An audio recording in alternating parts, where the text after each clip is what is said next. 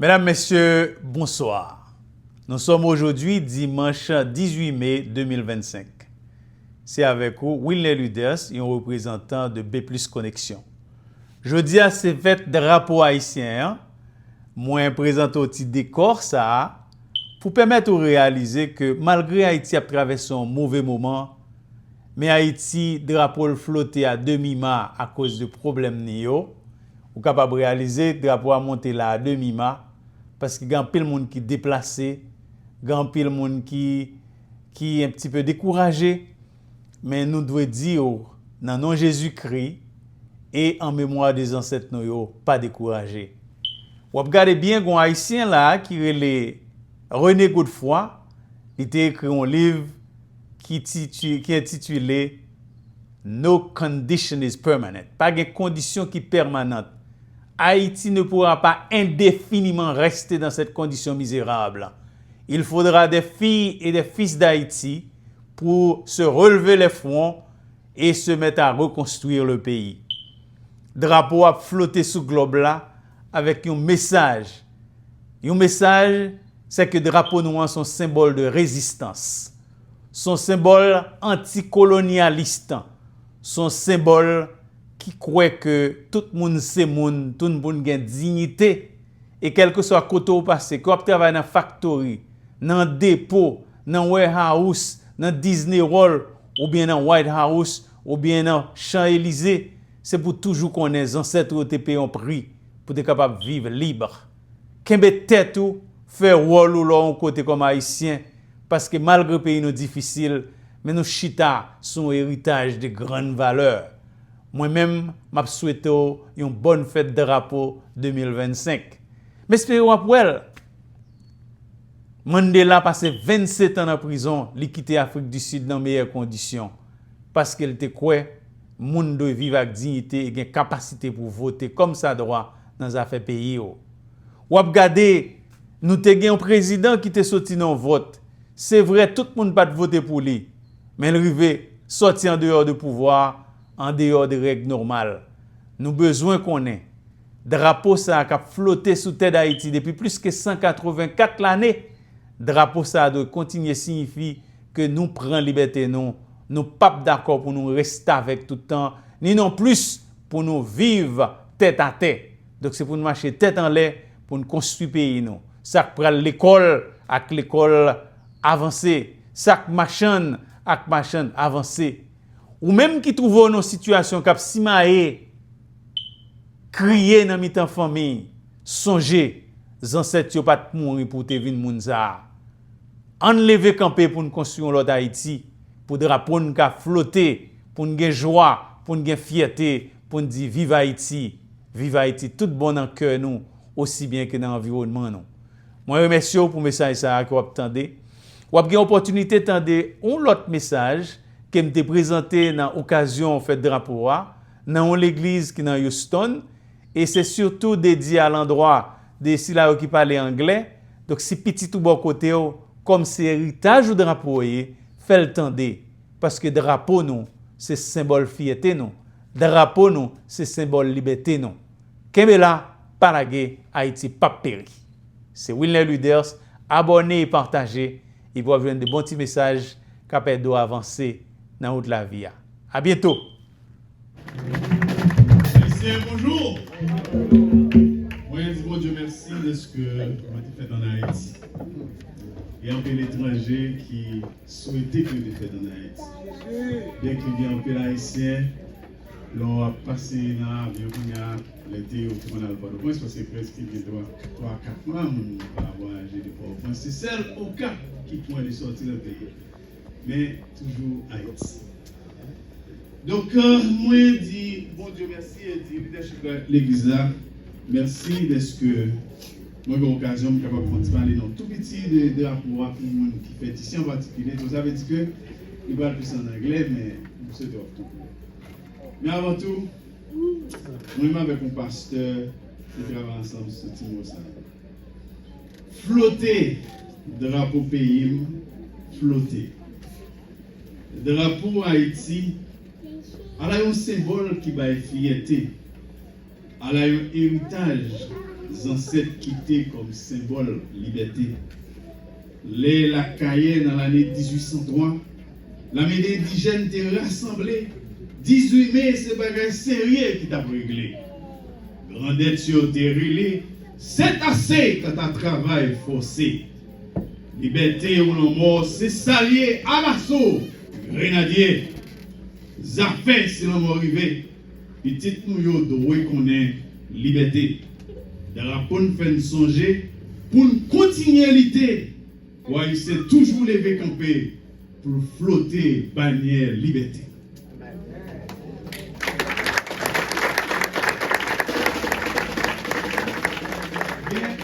Il y a des gens là qui ont 30 ans et qui sont toujours très jeunes, ils m'ont d'accord avec moi, ouais.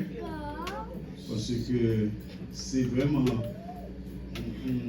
on tient dans la journée pour 90 ans, donc si vous avez 30 ans, vous avez 60 ans pour vivre, donc ça veut dire que 30 ans c'est un petit chiffre.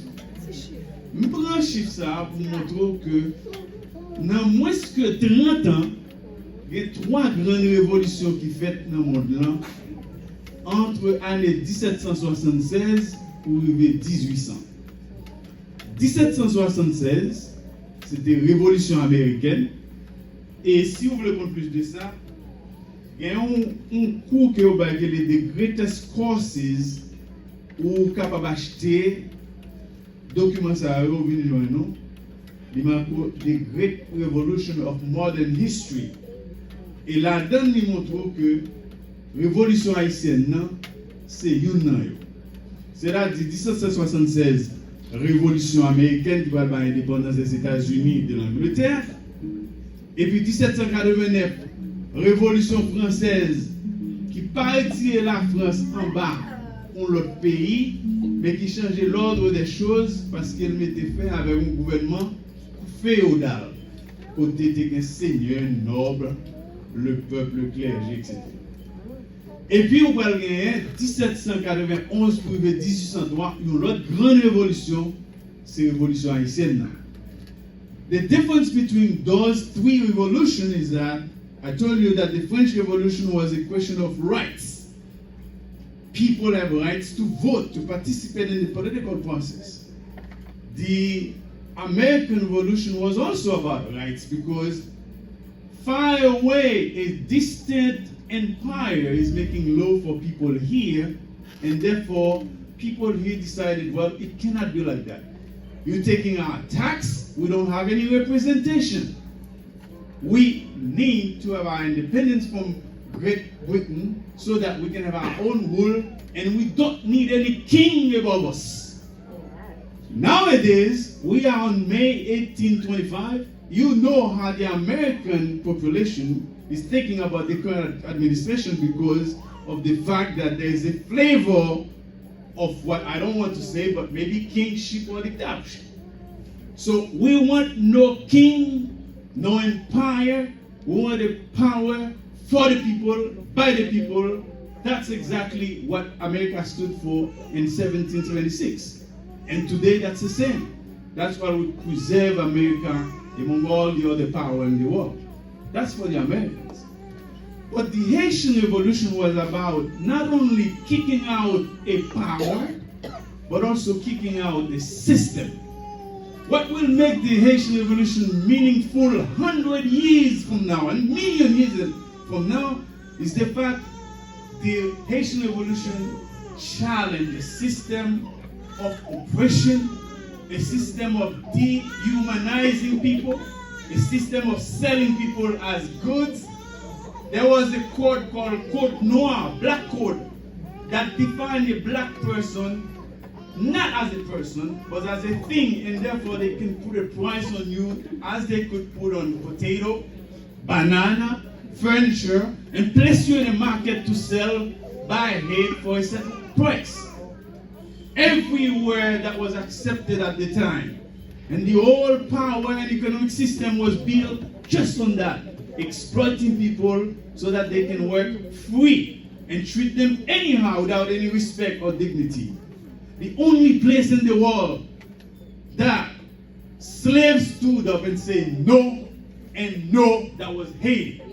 And to this day, the international media will not recognize that, because even though we had the same vision as the American to be free, and we are the second to them to be free in the Americas, because there is no other country that can claim to be the second republic in the Americas other than Haiti. So be proud of our ancestors. Yeah. What did they do? 1789, the Assembly in France voted that every free man has the right to vote. That was done on March 28, 1790. By the October 1790, nobody wanted people to vote. There were two men, mulattoes, Roger Vincent et Chavan Jean-Baptiste. They took it to a fight so that they could have right to vote. Something that caused Mandela to spend 27 years in jail. Understand the importance of voting. So they lost the battle.